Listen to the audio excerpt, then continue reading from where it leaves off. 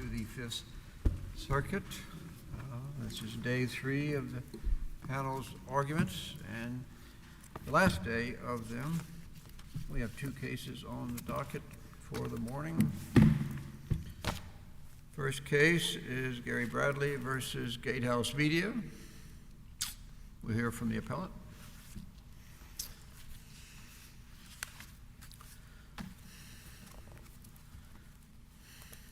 Good morning. May it please the court. I'm Jeff Weisbart. This is my partner, Sarah Janes. We're from Austin, and we represent Mr. Bradley. Fundamentally, we're here in this case. You might want to speak up a little, or maybe. Yes, ma'am. And I have trouble hearing too, so I appreciate that. Fundamentally, Your Honors, we're here in this case because our trial judge had a misunderstanding of the summary judgment facts. And it's very important that I go over some of those facts, particularly the basics, so that those errors of misunderstanding are cured so that we can go forward and the court can truly understand what happened. So let me give you a little bit of backdrop. Mr. Bradley has lived in Austin for quite some time. He was a founding member of the Riverbend Church. He served in that church on the council up until the time that its original pastor retired. We have read the facts. I'm sure you are more engaged in the facts, but we've read them. The thing that I'm not understanding is your opponent has said he had already left the church by the time this mess happened with sending the invoice. So why is there any causation? Let me explain that, Your Honor. Okay. And you have to understand the facts on this. When Mr. Bradley had approached the council and they had made the decision they were getting nowhere and they went to the statesman, Mr. Bradley became frustrated and he removed himself from his Sunday school class.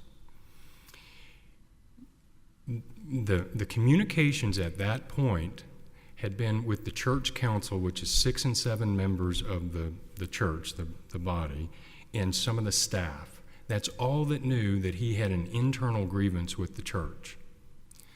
When they made the decision to publish the ad in the paper, the ad, which is part of the record, disclosed externally a whole significant amount of information about the discord in the church, and at least from Mr. Bradley and the group's position, went public to all of Austin.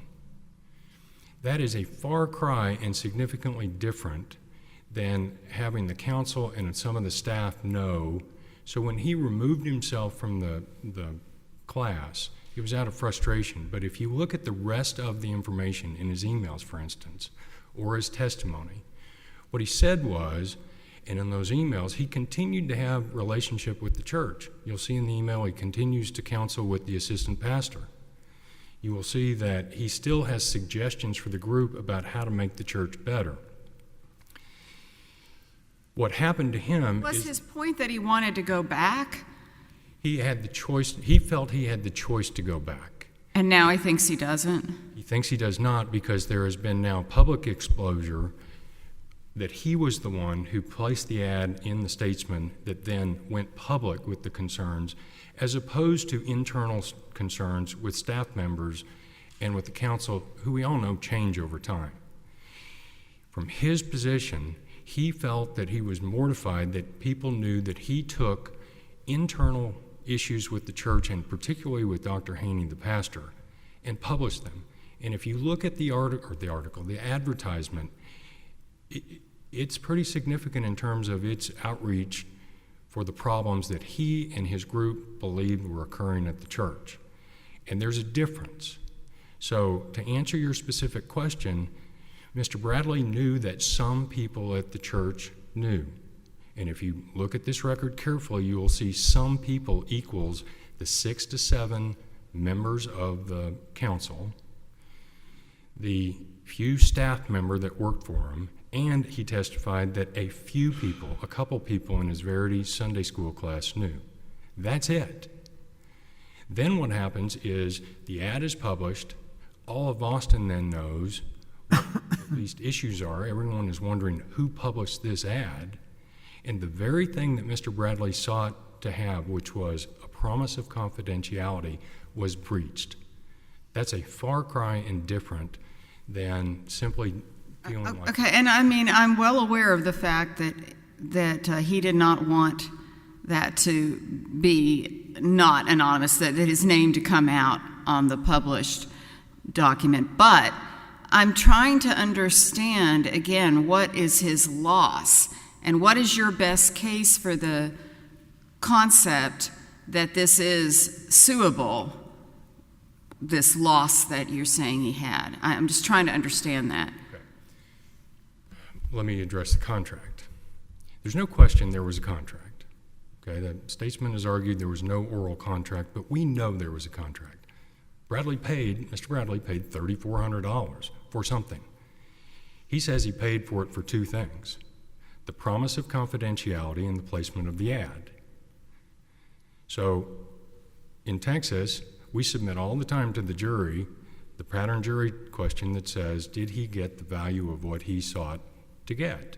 We've cited that PJC. The jury, well, I understand and acknowledge, we're talking about $3,400. But the question is, did he get the benefit of his bargain? So to answer your question with regard to the contract, it's the question, did he get that?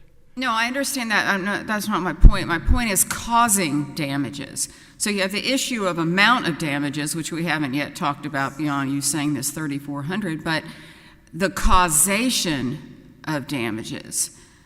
So I can have something I don't like, but it doesn't cause me damages. Not everything in the world that we don't like causes us damages, or we would all be suing all the time, maybe. So please explain the causation of his damages. Okay. The causation of his damages was the disclosure that he placed the ad and his belief that he was ostracized and everyone knew it. And that warranty, that contract was given to him. That was the promise that made him give the credit card and pay the $3,400. So even if he didn't lose anything that he'd already left the church, so you're saying because he wanted confidentiality and he didn't get confidentiality, that's enough? Yes. To get the $3,400 or whatever? They argued that... I just want to be sure you're agreeing that he had already left the church, because No, part of that... I was about to correct that statement. All right, go ahead. He had not left the church, okay? You can see his email about that, and he is, the one that they cite, you can see that he continues to spend time with the assistant pastor, and he references that in there. He makes... Is it in the record? Yes, sir. About tithes and offerings? What was he doing in connection with that? Is that part of the record? It is. The email is part of the record, and it says that he has met with the assistant pastor. I think he's seeking counseling. My question was, did he continue to pay tithes and offerings to the church? Do you know that? Is that in the record? That is not in the record, Your Honor. All right. That's usually how I tell who's supporting the church. Yes, sir, I understand. But I wanted to Judge Haynes, at least respond to the way you said it. The evidence is not that he left the church right then. The evidence is that he stopped going to his Sunday school class. He clearly was frustrated. Well, he had already stopped going to the Sunday services a while before. Oh, yes. Then he had that Sunday school class, right, and he left that. So there wasn't much. The fact that you might talk to somebody from the church going forward doesn't really mean you're still engaged in the church. I'm trying to understand that. Again, I'm not being disrespectful. He has whatever rights he wants on a church, and I understand it could be horrific if you felt like a church you really loved is not that same place anymore. I get all that. But again, we're in a regular court where we have to find every aspect. And I'm not saying you haven't pled it properly. I'm just trying to make sure I'm getting everything. Yes, and listen, I certainly understand that the closing argument is literally this argument, that it did not cause him any damage.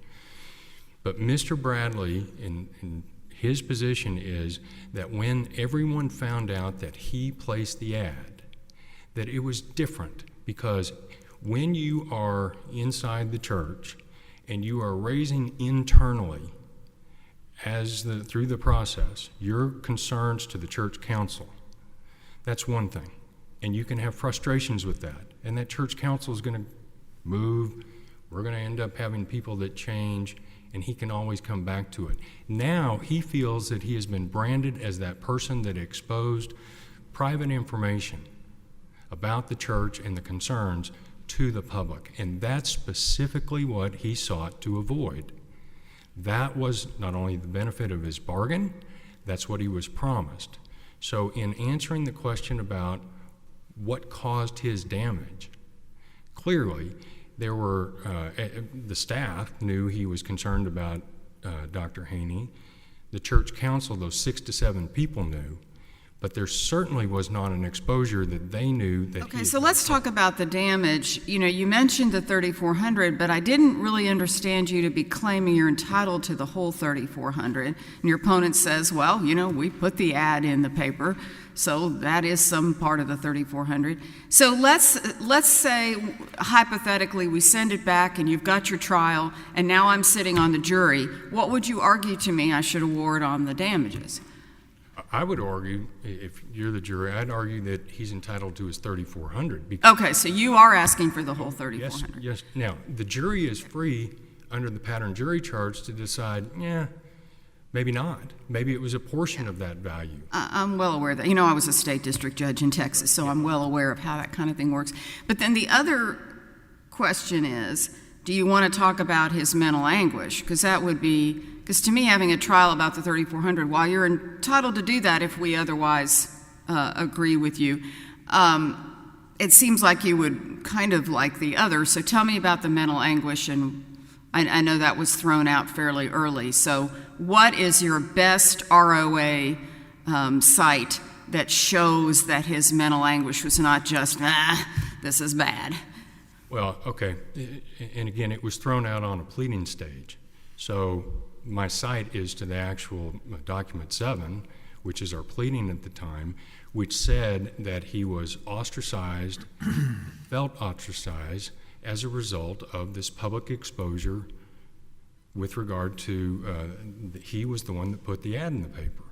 The summary judgment did not address, nor did we have to bring forward evidence of the mental anguish and prove all that. That was dismissed in our judgment on an incorrect assumption made by the magistrate in the district court that, well, these damages must have been caused by your complaining to the council, and people at the council would have known that, and therefore you would have left the church. His pleading is that when there was public disclosure, he felt mortified, humiliated, embarrassed, and we were criticized for not using the magic words of severe mental anguish, but that petition, document 7, pleads enough to be able to support the claim. And what's your best case for that proposition? Because again, just being upset is not enough. And so there's some argument, I know it was a 12B6 or 12C, anyway, whatever, it was not a summary judgment on that point, but you still have to plead it pretty thoroughly. We did. On this point. And so my question is, what's your best case for the proposition that what you pled was enough? Well, Your Honor, I don't have those cases in memory. We've cited them. But the point is, in our cites, say that you do not have to allege just the magic words. If you look what we cite and what we allege is that that action was caused him to be ostracized and have the humiliation and the concerns and the anguish that one would have from being rejected and kicked out of your church. At the pleading stage, that is sufficient. That was not challenged on summary judgment because it was already dismissed. We didn't get a chance to even bring forward any of the evidence of how it affected him and be able to put that into the record. Counsel, let me ask you, you started, but I want to make sure we understood the timeline. I think it's timeline we have is a demonstrative, maybe from your friend on the other side, I'm not sure. I don't want you to go through all of it, but you wanted to start with it and didn't get very far. What in particular did you want us, what specifically did you want us to understand when you started by going through the facts. So I'm not asking you to go through it all again. What would you highlight for us that you want to make sure we weren't missing? Thank you, Judge. Well, if you look at page 2 of the summary judgment order, trial judge wrote, after 15 years, the church council, of which Bradley was a part, at the time all this happened, that was not correct. And you can see his cite. He cites to document 7, page 5, and believes that Bradley is part of the church council. And I see that I'm... Please answer. Okay. Right, you have So then he writes, after 15 years, the church council of Bradley was a part decided to vote the pastor's budget down and secure new leadership. To do so, the council never put this ad in the paper. It was the private group, and he operated as a private member of the church. Later in this opinion, Judge Ezra points out that he is doing this on behalf of the church. And so when you look at footnote 2, for instance, you realize where the mistake was made, because in dealing with the contract, Judge Ezra says, Bradley pleads in the First Amendment complaint that he placed the advertisement with the statesman as a representative of the church. That is not accurate. He did not do that, and there's no question in this record about it. He then says if the parties did not expressly discuss the terms of payment, and Bradley presented himself as placing the advertisement on behalf of the church council, sending the invoice to the church council would not only be reasonable, but certainly would not constitute a breach of confidentiality. He did not do this on behalf of the church. And it was... Counsel, it seems to me your point is the judge misunderstood his relationship with the council. Yes. Thank you, sir. If I may. Oh, please. There's a Verity class that Bradley was attending? That was something called a Verity class? Yes, sir. Is that the same as a Sunday school class? Yes, sir. It's Sunday school. This particular class had a moniker named Verity. All right. So what I read is that he attended the last class he attended was March 1st of 2020? Correct. And then it said he didn't go back to any classes. He did not. I guess my concern is, like in my church, I didn't go back to any classes because there weren't any in March of 2020 after a certain point. So March 2020 is COVID. So in terms of determining why he didn't go back to class, did the rest of the church continue to have classes through March, April, May of 2020? Do you know? The record does not suggest that. And in all fairness, the emails that he sent did not reference COVID or not going back. He just references that he doesn't go back. All right. That's all. Counsel.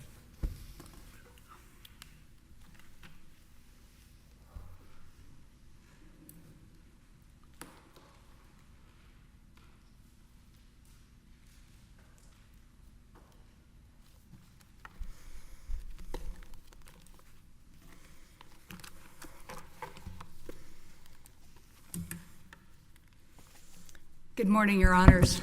May it please the Court. Catherine Robb, and I'm here on behalf of the Gatehouse Media, doing business as the Austin American Statesman. I have my colleague Michael Lambert with me today. I want to start by addressing some of the questions that the Court asked my friend, Mr. Weisbart. As the Court has already sort of picked up on, one of the big issues here, certainly for us, is causation and damages. And it's our assertion that Mr. Bradley has neither adequately pled causation nor adequately presented evidence of causation or of damages. Okay, is it fair to say that you have to agree there's fact questions on the contract, given what he said versus what the person he talked to said? And I'm sorry, when you say questions on the contract, you mean on whether there was confidentiality in this contract of putting on this advertisement. That is the case. Is he saying y'all agreed that it would be confidential who requested it? And there's a little bit of a difference in what he and the Austin lady says, but yet there is definitely evidence that supports the notion that it was intended to be confidential. Do you agree with that? I would agree there is some evidence that there was that some level of confidentiality. Rebold, that's her name. I was not remembering. Yeah, Rebold, yeah. Was requested. I would disagree that there's a fact question over that, though. I think if you look at the record, we raised the question of whether or not there was consideration for the contract. But putting that aside, I think if you look at the record and what sort of representations were made, when Mr. Bradley said, "I want confidentiality," Ms. Rebold said, "Well, that's not something we really do. This is not a journalistic operation. We're advertising." And she said, "It's up to you to decide whether or not you would like to put your name on the ad. If you put your name in the ad, your name is in the ad. If you don't put your name in the ad, your name is not in the ad. Your information is not in the ad." Yeah, but he said that she would keep it confidential. And there is evidence that bigger ads, the after 5,000, are kept confidential who places the ad unless they want to put their name on it. So while that is not dispositive here, it is informative of the fact that confidentiality isn't something that Rebold had never heard of. Well, I think there's a different question. If you look at, and again, as you just alluded to, that agreement was not actually ever looked at by the parties, was not ever signed. But what that agreement says is that the terms and conditions, that piece of paper is not to be disclosed. It doesn't say we can't ever talk about who's ever placed an ad. But I do agree with you that there were some discussions about other forms of confidentiality. And specifically what was discussed is Ms. Rebold made a representation to him that if someone called and asked, she would personally say she did not know. She did agree, and I don't know that she could have necessarily agreed for the statesman, but she did say that the statesman would not use this to run an ad. And she explained to him again that the advertising departments and the journalistic or the editorial departments are very different. There is a strict separation between them, that the editorial department, frankly, wouldn't have been interested in this issue. She understood how important it was to him, but it was not something that was really newsworthy. And not only would she not go tell them, they would not listen to her if she tried to go. Let me ask you this. The total price of the ad was $3,400? Yes, Your Honor. And he paid that at the time he took out the ad? Yes, Your Honor. What was the need for an invoice to be sent to anybody? Standard, that's what they do, is what they've testified to. You send an invoice to somebody who already paid the entire bill. That's standard practice. Yes. So the evidence would bear out, if we got past pleading, that everyone gets an invoice no matter when they pay. I believe that's the what billing. the evidence would show. I apologize for interrupting. I believe, yes, the billing department is a completely separate department, and they send something, and that's frankly not uncommon. I've received plenty of invoices before that say, that they're zeroed out because I've already paid. Not with the statesman. I can't testify to that, and there's not record. You don't know what this invoice said. But this invoice said it said zero. It says but it's been paid. That also is a little weird because the receipt went to him by email. Why would they mail a zero invoice? They have to pay for the stamp and mail it when they could have emailed the invoice if that's something they feel like they have to do. Why didn't they email it after they emailed a receipt to him?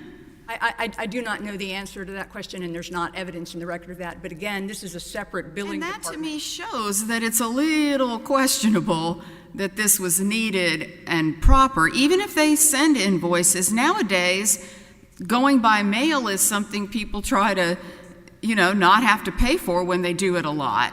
I'm not saying not everyone does mail, and I'm not questioning mail. I'm just saying that here, because they sent the receipt by email, but then turned around and mailed to the church an invoice that wasn't even needed, that, I could see a jury kind of going, huh?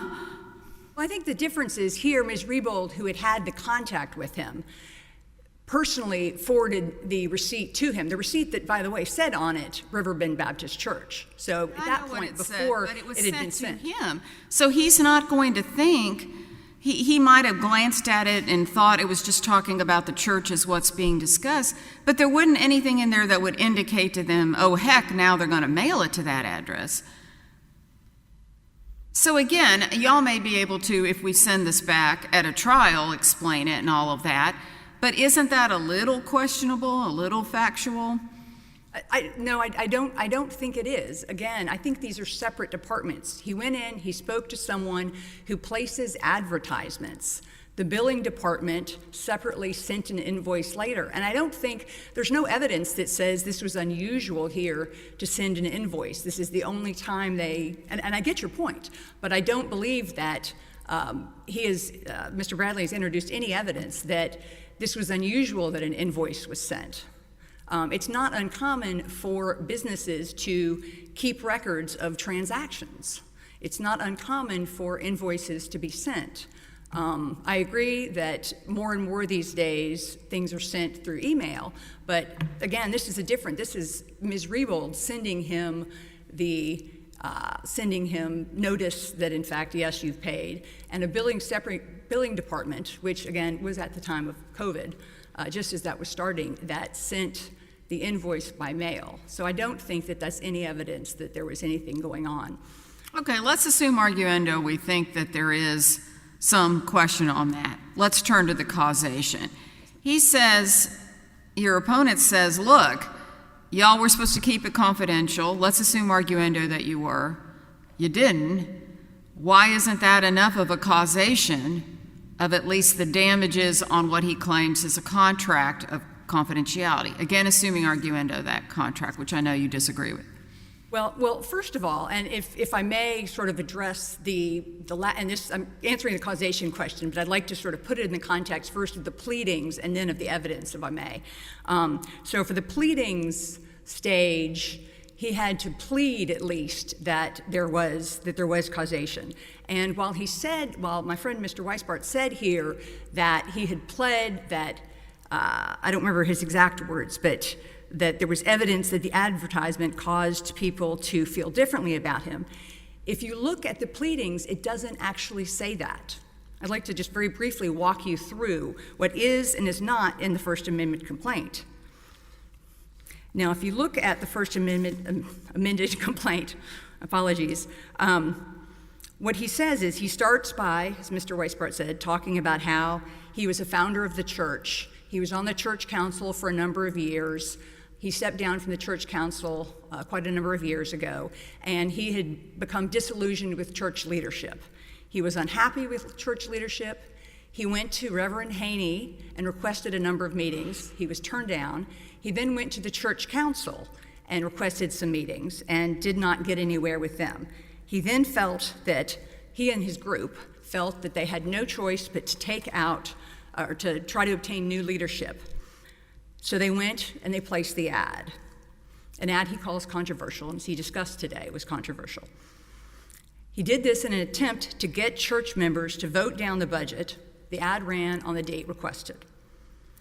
He then says, the next thing he says is that he received an email from a member of the church council, again, the group that is aware that he is trying to replace Reverend Haynes, and that he has both approached Reverend Haynes and the church council already, talking about how they would like to get rid of Haynes. So it is sent to one person, a person who is already aware of this, but he does not allege in the First Amendment complaint that anyone else was included on that email or otherwise notified of that invoice. He does not plead that anyone else read the ad and started treating him poorly because of it. Now, if you look, what he says is he says the invoice was sent, or he received the invoice from the church council member, someone who knew. He then says, word spread, and he says he was embarrassed and humiliated. He never alleges that a single member of the church council told anyone else, or this one member, the only one who received it, told anyone else about the invoice for the ad. He never alleges that any church member other than that member ever became aware of the invoice. He never alleges that any church member became aware of his involvement in trying to oust Reverend Haynes because of the invoice. He never alleges that any church member ever told him that they found out he'd paid for the ad. He never alleges that any church member ever told him that because he had paid for the ad, they thought poorly of him, they wanted him to leave. He never alleges they ostracized him because they found out that he had any involvement in the ad. He never alleges that anyone said that it was the ad that turned anyone against him. So even if we take his pleadings at face value, as we're required to do for the 12C motion, and we believe his timing, which we actually know from the evidence is not correct, because as we've discussed already, he was already ostracized and he had already decided to leave the church prior to this invoice. But even if we believe that for these purposes, he doesn't ever allege that anybody turned against him because of the advertisement. For that reason alone, we believe that the mental anguish damages, and also because, of course, we believe he didn't adequately plead mental anguish, but we think the causation is sufficient to affirm the dismissal of the mental anguish on the pleading stage. The pleadings, which we will, of course, have to deal with. Shift to summary judgment. What do you say was the state of the evidence that might have filled some of the holes that you just identified? Is there any affidavits, other documentary evidence about a broader group being aware of the bill? Well, there's not specifically there's not anything, there's no evidence either way about anybody ever knowing about the bill, either good or bad. I mean, it's not just that there's not evidence that people other than, sorry, let me rephrase that. There's no evidence that anybody outside of the one church member ever found out about the invoice. So I don't know that it matters that people otherwise knew. There's not any evidence, and this is even after summary judgment, there's no evidence that any person ever turned against him because they saw the advertisement, they thought poorly of him because they found out that he in fact was one of the people behind the advertisement, and suddenly ostracized him, made him feel as if he needed to leave the church. There's zero evidence. Not only is there no pleading of that, there's no evidence of that. Well, and there's significant. This though isn't if you and I signed a contract that said you will keep X confidential, and then you went and told Mr. Weisbart X, okay? Let's say those are all the facts that I give. Why isn't that a violation of the contract? Well, this gets to your earlier question about whether or not the contract had the requisite level of, I can't ever say. I'm asking a hypo, and please answer my hypo. My hypo is you and I sign a contract that you will keep X confidential, and then you went and told Mr. Weisbart X. Isn't that a violation of the contract? I think if you and I signed a contract and I said, I will keep was your name confidential? X confidential?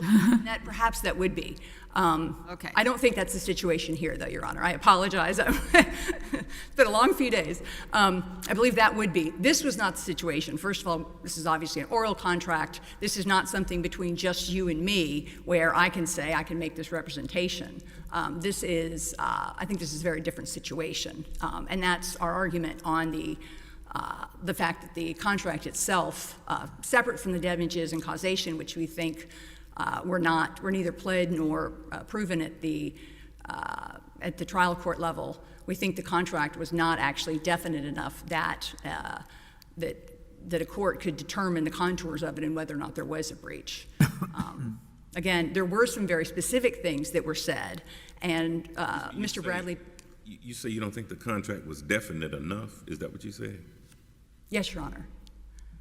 If he said, don't tell anybody I took out this ad, what else would you need to add to make it definite enough?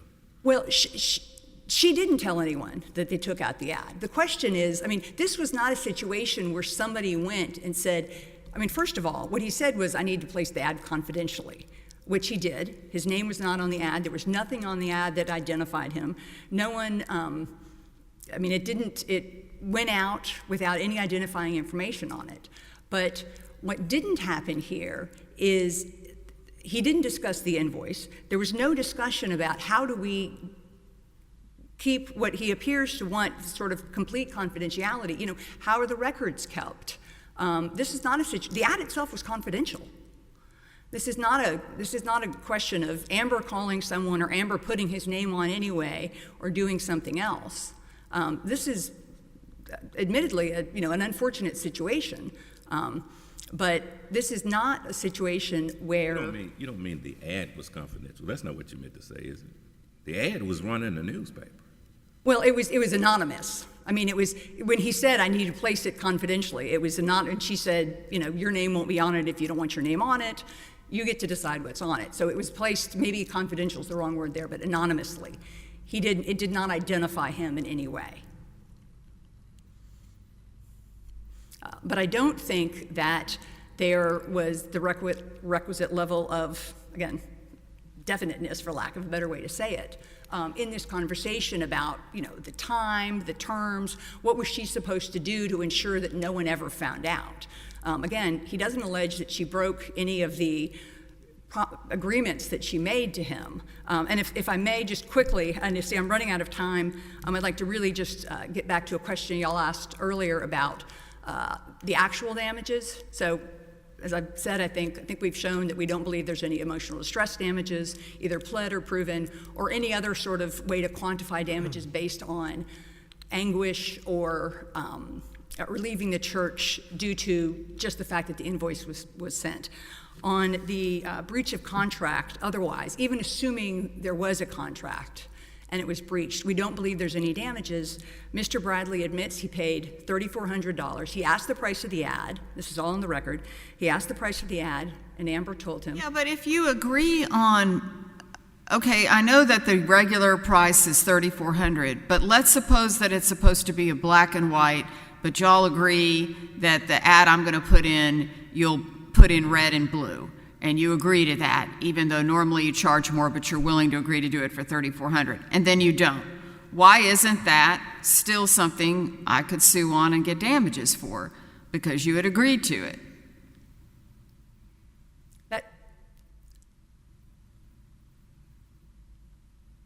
So I don't know that wouldn't be, but that's not what happened here. He agreed that the ad was exactly what he requested. It was run with the text he wanted. It ran on the days he wanted. But it was not kept confidential. Well, the ad. So that's the part. Well, the ad in the newspaper, but just because you put it in the newspaper without his name on it, but then you send out an invoice that tells them who it is, that's not confidential.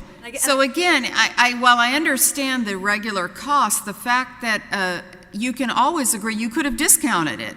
You could say, well, we normally charge $3,400, but we'll charge you $3,000. I mean, y'all can always discuss this and agree on something. So the fact that y'all charge the regular $3,400, but assuming arguendo agreed to the confidentiality, I don't see why that doesn't add to the. Well, I apologize. I didn't mean to. Go ahead.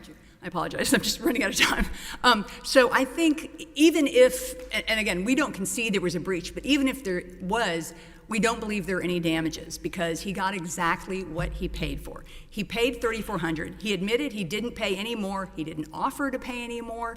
In fact, he even says in the first amended complaint, and I will acknowledge that this is when he's discussing negligence, but he actually says that the statesman made a gratuitous promise and that it did not require him to pay any more.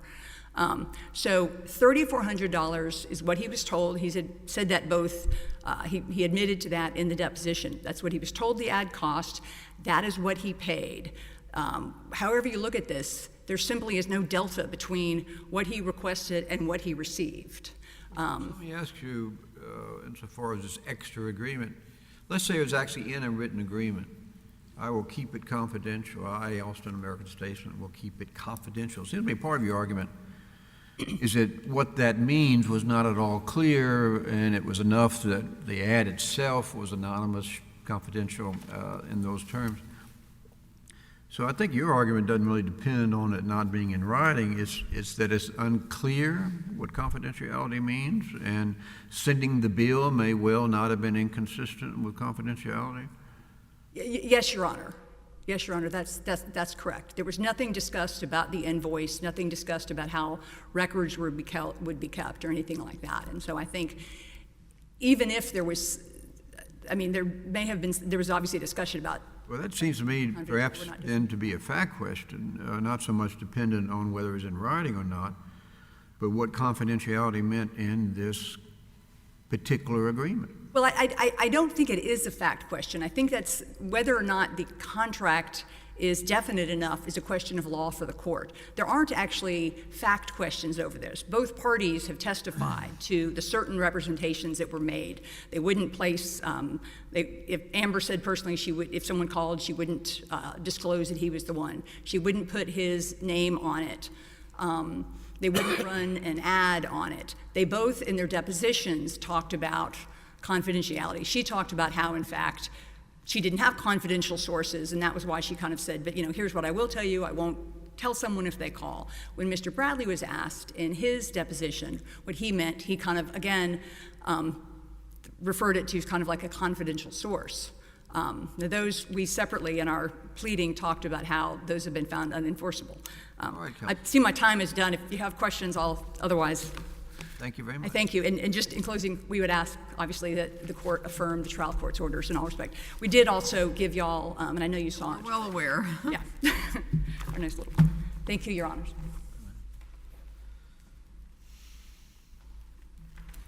Indeed, Mr. Weisbart, do you want to say something about this document they gave us? Well, I guess what I would say is it is not complete in the sense that it does not reflect the full statements that were made. You can see in his testimony that he went beyond when he was, for instance, on the email about how he referenced this to his the group. That he then went on to say that, well, he was not at the meeting. He felt bad that he couldn't be at the meeting and was trying to lighten up the mood of the group who had been battered at that meeting, and then went on to say, but I knew at that point that this agreement had been reached and I was upset by it. And so it does not accurately portray what actually took place. Judge, in my short time, I want to answer the question that you asked me with regard to the precedent with regard to that. It is Cunningham versus Waymar, a case out of the Houston Court of Appeals, citing Texas Supreme Court opinion, Southwest. The reason I point to that is because it says severe emotional distress includes all highly unpleasant mental reactions such as embarrassment, fright, horror, grief, shame, humiliation. Our pleading, which was dismissed at the pleading stage, said Bradley found out on March 18th when he received an email from a member of the church council with an attachment of the invoice. As word spread, Bradley was embarrassed. That's an element of that. Bradley was humiliated. Okay, but they claim that there's no assertion in the first amended complaint that anybody other than Coletti knew about him being the ad. Well, other than this one statement, word spread. We don't know what the heck that means. well, that's you're right, but let me read the rest of the sentence because it was not read to you. As word spread, Bradley was embarrassed and humiliated. Members of the church, especially those who supported Haynes, began treating Bradley as if he were an outsider and a traitor. These events led Bradley and his family to the heartbreaking decision that they had to leave the church. Now, what seems to be implied and argued is that when he stopped going to the Sunday school class, well, that was when he left the church. What Bradley's testimony would be, and the distinction is that now it was known that he had publicly aired these issues to all of Austin, and he was humiliated and embarrassed. That's different. What are you reading from? This is document 7, page 6. It is our First Amendment complaint. Okay, so you're saying that's sufficient to plead the mental anguish? That's sufficient to plead that people beyond Coletti knew that he was the ad person, the person who threw the ad in the paper? Exactly what Okay. I'm saying, and we cite one of the Fifth Circuit cases that says at that pleading stage, we have to give factual context for these allegations. Just don't put in the word severe mental. Well, that takes, we'll deal with how that handles the mental anguish, But still moving into summary judgment on the rest of the case, mental anguish being out of it, what evidence was there that it was the bill that caused somebody other than that one person to be aware that your client had placed the ad? Because Any this was, evidence of that? I mean, No, Did your client testify, I was told by A, B, and C, or just by A would be good, that person learned because of the bill? And if not, where does that leave you? Judge, I did not bring forward any of the evidence because it wasn't part of the summary judgment. Well, but it is evidence insofar as causation on your damages. It's not just mental anguish, it's your breach of contract and whatever else. Are you saying it's sufficient that one person learned by receiving the bill That is to sufficient. breach your warranty and your contract? Yes, sir, it is. And if you look at it from the viewpoint of Bradley, he went to the statesman to get a promise. He got the promise, he paid $3,400, and that promise was broken. The fact that Bill Coletti, who he knew was part of that council and part of that group, now knew he placed the ad, caused him humiliation, caused him embarrassment, and whether it's 1 or it's 100, it's still that he experienced that. And so, while that part of the case was not brought forward on summary judgment, the fact that Bill Coletti and obviously the whole council and group knew that was enough for him to feel embarrassed, humiliated, and know that it was different. All right, Counsel. Thank We you. have your argument. Thank you. Thanks to you both for your assistance to us in this case. That's it.